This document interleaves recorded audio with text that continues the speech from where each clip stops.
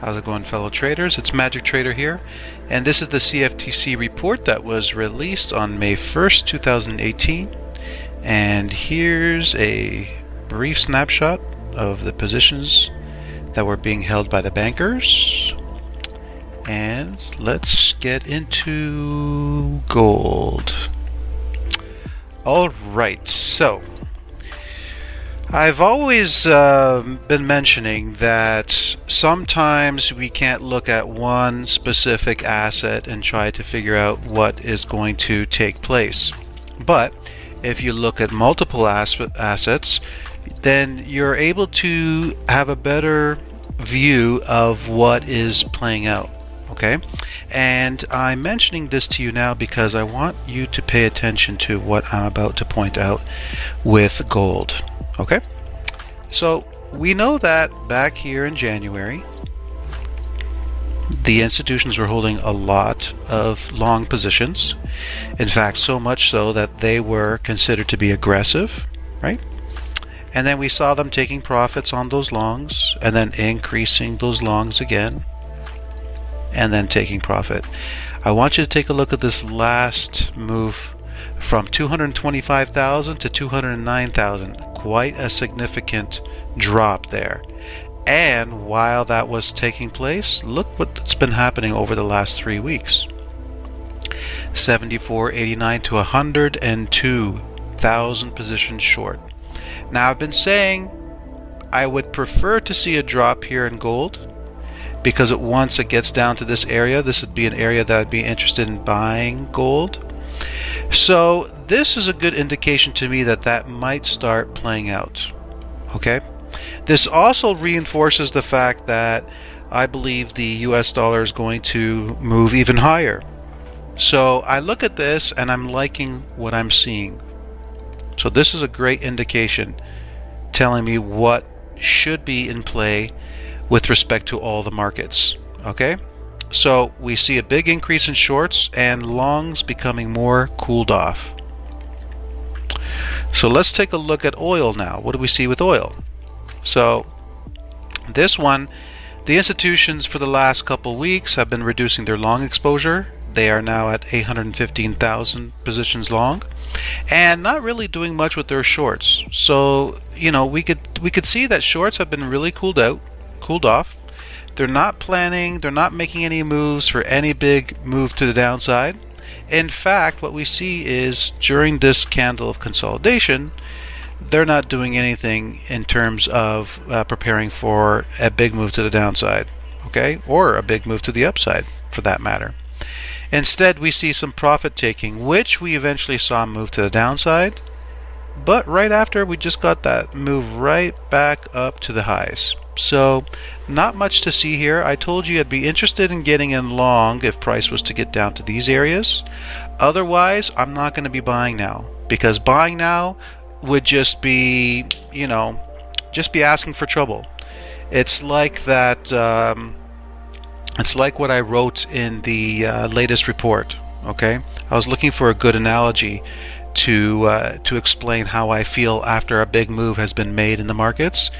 It's like getting into a car for a long road trip and your gas gauge is not working and you don't know how much gas you have, but you know you've been driving for quite some time. Do you feel comfortable getting onto the highway? Do you really? I mean, you could go 2 miles before your car dies, or maybe you can make it 50 miles. You're not quite sure. I'd rather wait to go to the gas station, fill up some gas, and then know for a fact that there's going to be fuel to push this to the upside. So that's how I feel about this. We got some areas of supply on the weekly chart, just a little bit higher.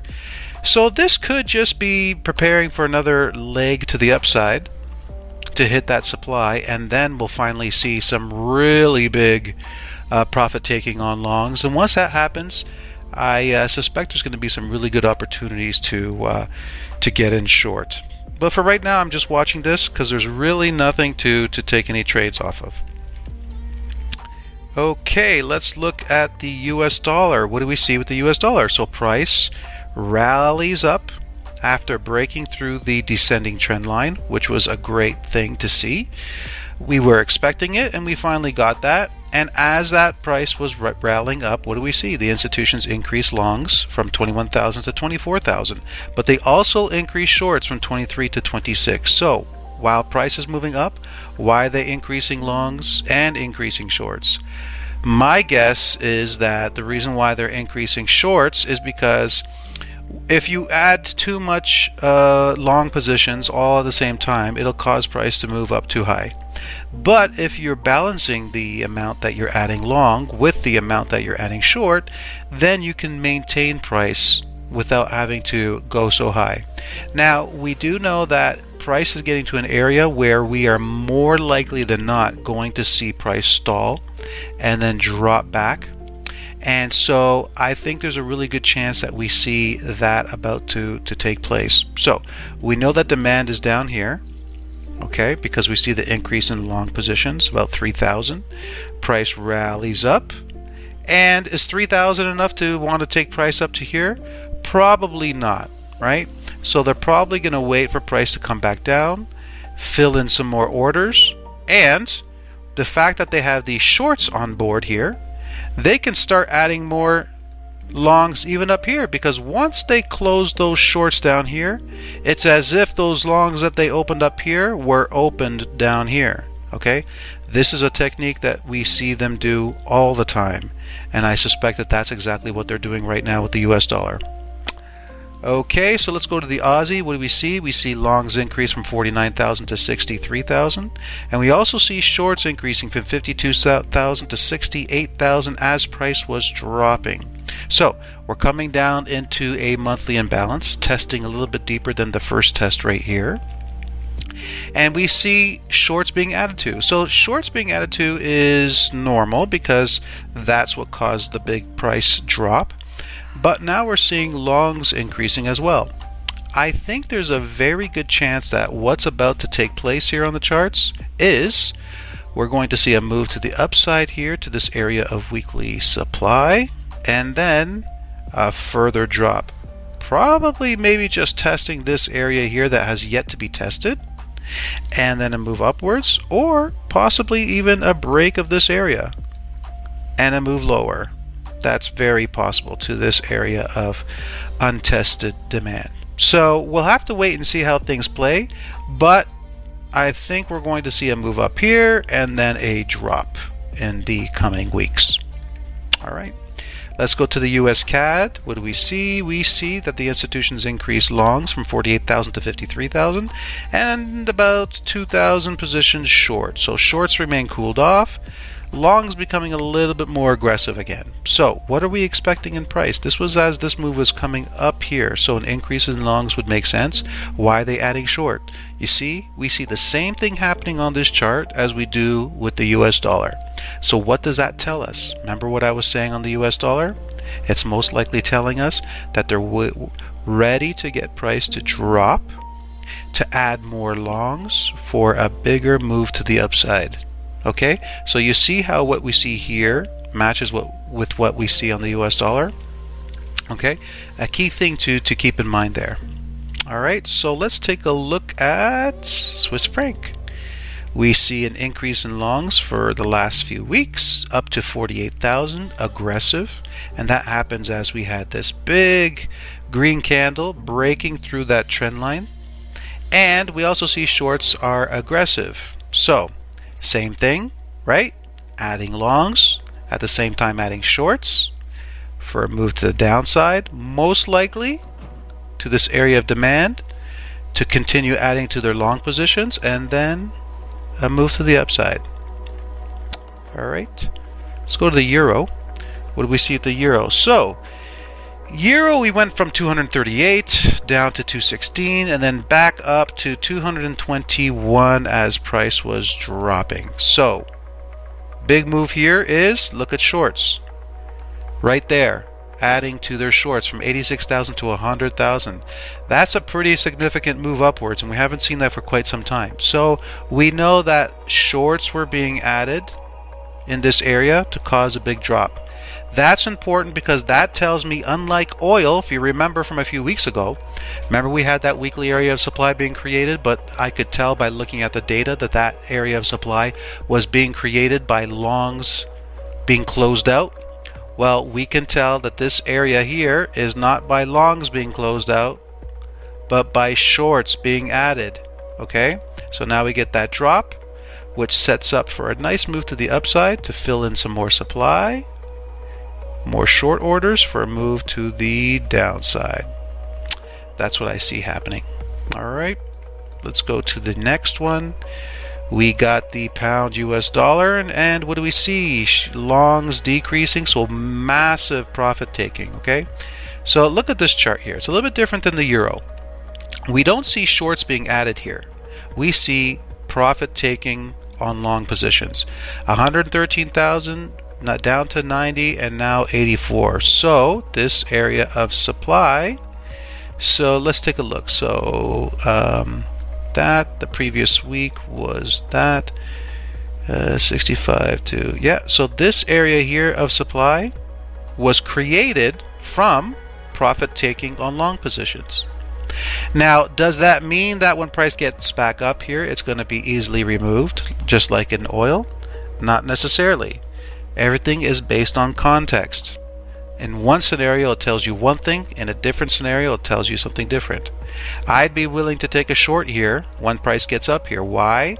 Because if you look at what the US dollar is doing, what gold is doing, what the euro is doing, they're all telling you a very similar story. So why would I assume that this story here is going to be different, right? Just like with that Aussie US dollar weekly demand zone trade, where my mind was telling me you shouldn't take this trade because it doesn't match with what's happening with the rest of the market. My rules told me I had to, so I did. But the way to have looked at that scenario was not to trade it because it wasn't going with the flow of the rest of the market. All right, and so in this scenario I'll be definitely interested in taking shorts once price gets up there. Okay, let's go on to the next one. What do we have? So let's take a look at the US dollar Japanese yen.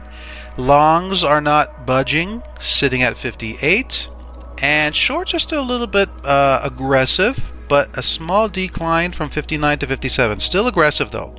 So shorts are aggressive, longs are cooled off. And what am I expecting here? A move to the downside from this weekly supply structure. This is not a weekly imbalance, nor is it a weekly supply zone. This is what I call a weekly supply structure. It's an area where there is some supply, but this area hasn't specifically done anything of worthy. So it's called weekly. It's called a weekly supply structure. That's how I term it, because it's an area. It's a structure that's full of supply, which we are expecting a move or some type of a reaction from. And so we're starting to get that right now, and we're also in confluence with the descending weekly trend line. So I'm watching for a move down like this, timed with the US dollar, and once it gets somewhere around this area, I believe we're going to see a momentum shift where I'll be interested to get in long. But for the time being, I'm waiting to get some gas. Alright, so Kiwi, we see a big decline in longs from 47 to 39 to 29, but we also see a decline in shorts, 19, 15, 13. So why are they dropping off their total exposure from a 66,000 total position to 43,000? Well, we can see that longs getting very weak, right? Net positions 27, 24, and positive 16,000. And we can also see that long exposure is sitting at 69%. So we are reacting from a weekly area of demand. So looking at the rest of the market, looks like we're going to get a move to the upside, but this is a tricky scenario here, so it's very difficult to know how far up it's going to go. At the end of the day, higher time frame supply is in control, so the force of price is to the downside. So I really don't want to be taking trades to the upside because I just don't know when it's going to run out of gas. Okay, if I know the force of price is to the downside, those are the type of trades I want to be trading in the direction of down. But this chart is a mess, so nothing very clear. All right, So this week we have on Wednesday, we have the Bank of New Zealand releasing interest rates, so that'll be interesting for this chart. Probably fuel a move to the upside. Then we also have the Bank of England releasing rates on Thursday, so that'll be interesting for the pound. That'll probably be fuel for a move to the upside, most likely. That's what I'm seeing. Alright guys, that's it for your CFTC report for this weekend. I hope you're enjoying the weekend. Where I live, it's been really nice. The weather is starting to come through. Sun is out and nice warm temperatures. So enjoy the rest of it, and we will see you in the markets. Take care.